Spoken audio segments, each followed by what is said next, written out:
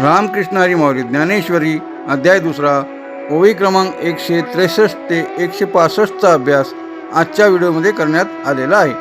तरी सर्वांनी शांत चित्ताने ऐकावे ही नम्र विनंती. एथ आणि कही एक पार्था तुझ भोवती परी पाहता दुःख करावया सर्वथा विशो नाही. या ओवीमध्ये भगवान श्रीकृष्ण अर्जुनाला अनादि अनंत चक्राचा सिद्धांत समजावून सांगत आहेत.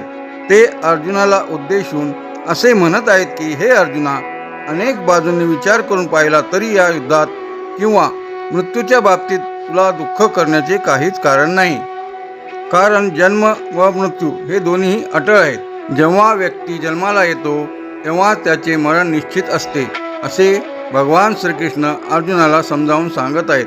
त्याकरिता शोक करण्याचे काहीच कारण नाही आणि ही शोक करण्याची जागा पण नाही. ही युद्धभूमी आहे. येथे तुला कर्तव्य बजावे लागणार आहेत. तुझे तू कर्तव्य पार पाड असे अर्जुनाला भगवान श्रीकृष्ण समजावून सांगत आहेत.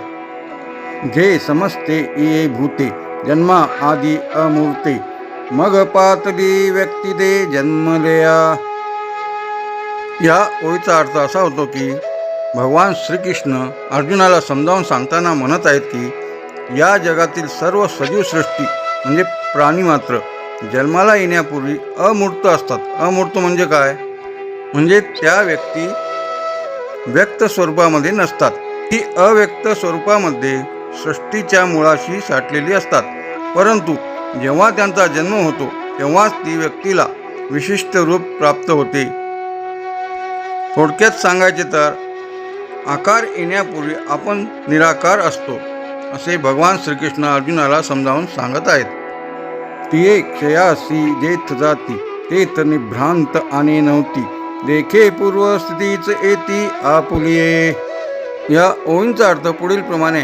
जेव्हा या शरीराचा क्षय होतो म्हणजे मृत्यू होतो तेव्हा ही भूते पुन्हा त्याच मूळ स्थितीला जाऊन मिळतात, जिथे गेल्यावर त्यांच्या स्वरूपात कोणताही संभ्रम किंवा बदल राहत नाही. ती निसंकोचपणे आपल्या मूळ अव्यक्त स्थितीला प्राप्त होतात.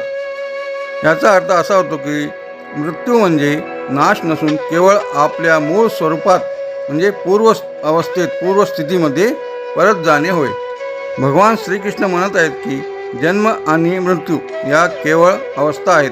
मध्येच काही काळासाठी आपल्याला देह प्राप्त होतो, पण त्यापूर्वी आपण त्यानंतरही आपले अस्तित्व संपत नाही. हे एखाद्या सोन्याच्या दागिन्याचे वितळण्यासारखे आहे. ज्ञानेश्वर माऊली ज्ञानराज माऊली तुकाराम.